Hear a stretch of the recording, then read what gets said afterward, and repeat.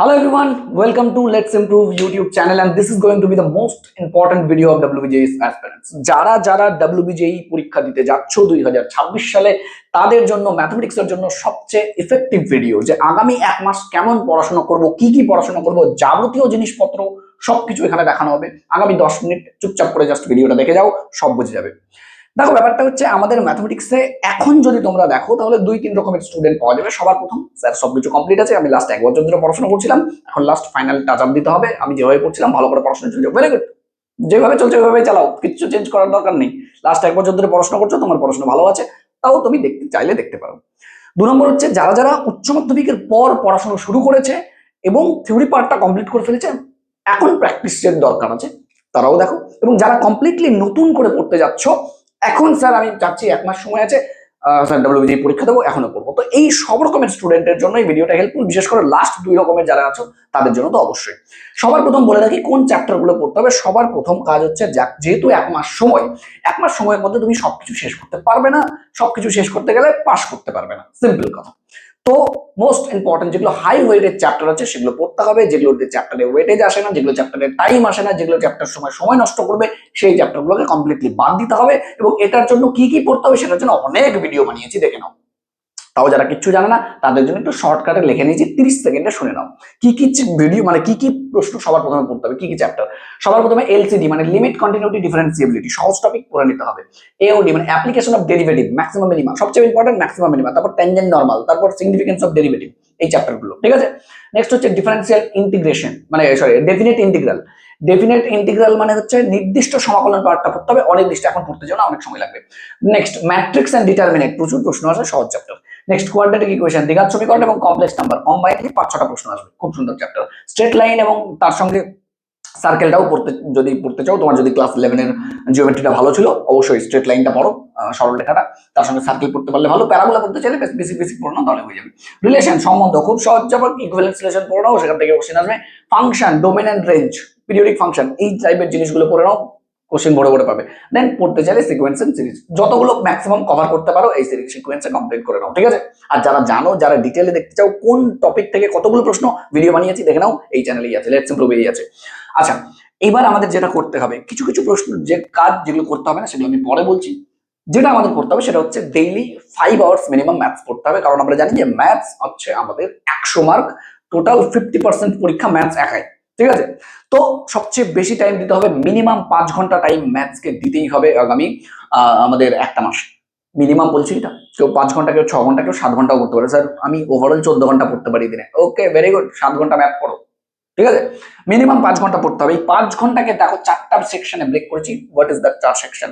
কারণ আমাদের আরো বললাম যে আরো চাইলে তুমি আরো নিজের মতো করে নেবে, বাট 5 ঘন্টা হিসেবে আমি বলছি কি কি পড়বে।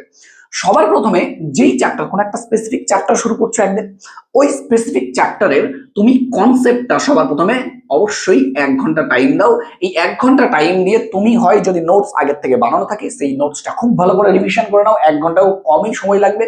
অথবা তোমার যদি পড়াশোনা না থাকে তাহলে তুমি ডাইরেক্ট ইউটিউবে চলে যাও, নিজে আর পড়তে যেও না, ইউটিউবে চলে নিয়ে একটা 1 শট ভিডিও দেখে নাও, তোমার ওই চ্যাপ্টার সম্পর্কে একটা সুন্দর আইডিয়া হয়ে যাবে। যেই চ্যানেল ভালো লাগে, যেই স্যার ভালো লাগে দেখো, কিন্তু ইউটিউবে তাহলে কি হবে, 1 ঘন্টার ভিডিও দেখে তোমার আইডিয়া হয়ে যাবে। আদারওয়াইজ তুমি ওই 1 ঘন্টায় তুমি কমপ্লিট করতে পারবে না যদি তুমি নিজে নিজে পড়তে শুরু করো এখন, যদি না জানো। আর যদি জানো নোটস বানানো থেকে, ভেরি গুড, নিজের নোট থেকে করো, আরো কম টাইম লাগবে।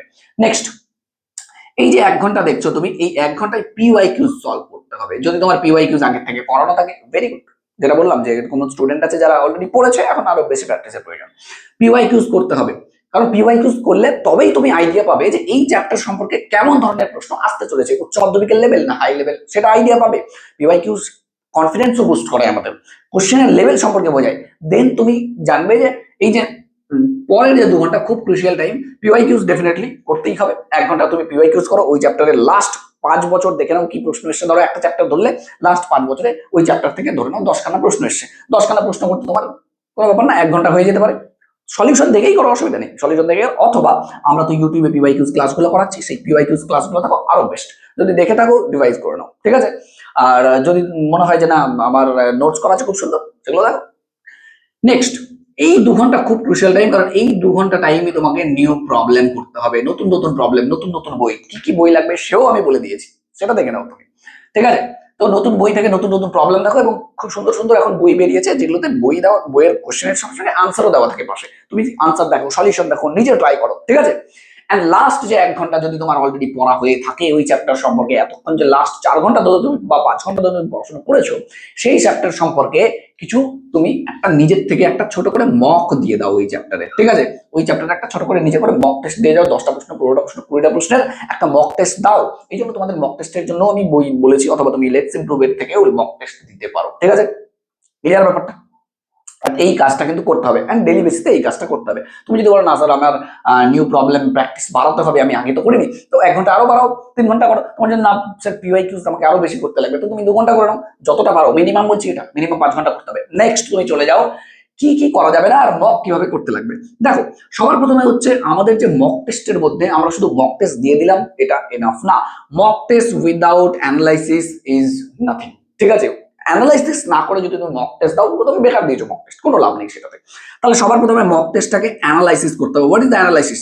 অ্যানালাইসিস মানে হচ্ছে যখন তুমি একটা মক টেস্ট দিলে সেই মক টেস্টে তোমার যে মিস্টেক্স গুলো আছে ওই সেই মিস্টেক্স গুলো দেখাই হচ্ছে অ্যানালাইসিস। সেই মিস্টেক গুলো দেখো যে আমি ফাংশন, একটা কোশ্চেন ছিল, আমার জানা প্রশ্ন ছিল, কিন্তু ফাংশনের ডোমেন বের করতে বলেছিল, আমি ডোমেনটা বের করতে ভুল করেছি, কোথায় ভুল করছি, কেন এই ভুলটা করলাম, এই মিস্টেকটা যদি তুমি এখন না খেয়াল করো তাহলে তুমি পরীক্ষাতেও সেম মিস্টেক করতে চলেছো, ঠিক আছে।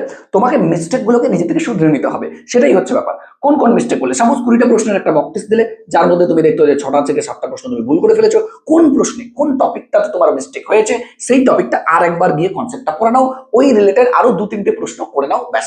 নেক্সট টাইম তোরা আর ভুল হবে না, ওই মক টেস্টের ওই পার্টটা স্পেসিফিক ওখান থেকে প্রশ্ন আসলে আর ভুল হবে না। সাপোজ ডিটারমিনেন্টের অ্যাডজয়েন্ট বের করতে দিয়েছে, তাড়াহুড়ো করে তুমি কিছু একটা জায়গায় কিছু করে দিয়েছো, ভুল করে দিয়েছো, তাহলে দেখো তুমি আচ্ছা এই জায়গায় ভুল করেছি, এটা এই জন্য ভুল হয়েছে। ভুল হয়েছে সলভ করার উপায়, সঙ্গে সঙ্গে তোমাকে ওই রিলেটেড আরেকটা বা 2টো প্রশ্ন করে নিতে হবে সঙ্গে সঙ্গে, তাহলে তোমার আর ভুল হবে না নেক্সট টাইমে, বুঝতে পেরেছো? যদি এই কাজটা না করতে পারো, লিখে নাও পরীক্ষাতে সেম ভুলটা তুমি আবার করবে, বুঝতে পেরেছো? সেম ভুল করবে পরীক্ষায়, করা যাবে না ওই জিনিসটা, বোঝা গেল? অ্যানালাইসিস হয়ে গেল মক টেস্টের। তো মক টেস্ট দেবে, অ্যানালাইসিস করবে। নেক্সট কাজ হচ্ছে ইউটিউব কি করে হেল্প করবে এই জায়গাটাতে সেটা দেখে নাও।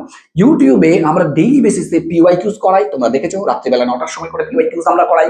নেক্সট আমি একটা নতুন সিরিজ শুরু করেছি যেটা হচ্ছে টপ 100 কোশ্চেন্স, যেখানে 2026 সালে আমরা কত সুন্দর সুন্দর প্রশ্ন আসতে পারে, কেমন টাইপের প্রশ্ন বেশি ট্রেন্ডিং চলছে বর্তমানে, কারণ প্যাটার্ন চেঞ্জ হয়ে গেছে। তুমি যদি এখন 2015 সালের কোশ্চেন প্যাটার্ন নিয়ে পড়ে দাও, তোমার লাভ হবে না, কারণ 2015 আর 2026-এর মধ্যে অনেক ডিফারেন্স চলে এসেছে, বুঝতে পেরেছো? এই জন্য কি ধরনের প্রশ্ন আসতে পারে সেটা কিন্তু করানো হচ্ছে, সেটা সানডে করে আমি করাচ্ছি রাত্রিবেলা 9টার সময়, এবং বাকি স্যাররাও, আদিত্য স্যারও করাচ্ছেন, এবং বাকি স্যাররা ফিজিক্স বা কেমিস্ট্রি ম্যাম করাচ্ছেন, সেগুলো তোমাদের দেখতে হবে।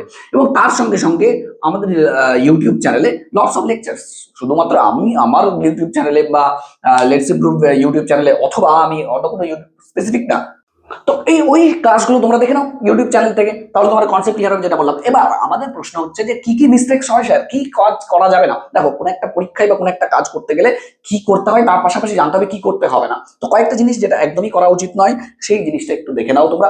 আগামী মিস্টেকস কি কি হচ্ছে আমাদের দ্বারা, যার জন্য আমরা ভালো পরীক্ষা ক্র্যাক করতে পারছি না। প্রথম হচ্ছে অ্যানালাইসিস, মানে মক টেস্ট দিচ্ছি স্যার অ্যানালাইসিস করছি না। মক টেস্ট দিচ্ছ অ্যানালাইসিস করছো না, ওয়ান অফ দ্য বিগেস্ট আমাদের ভুল সেটা, ঠিক আছে। মক টেস্ট দিবে, অ্যানালাইসিস করবে, কিভাবে অ্যানালাইসিস করতে হয় বলে দিলাম ব্যাপারটা, তাই না?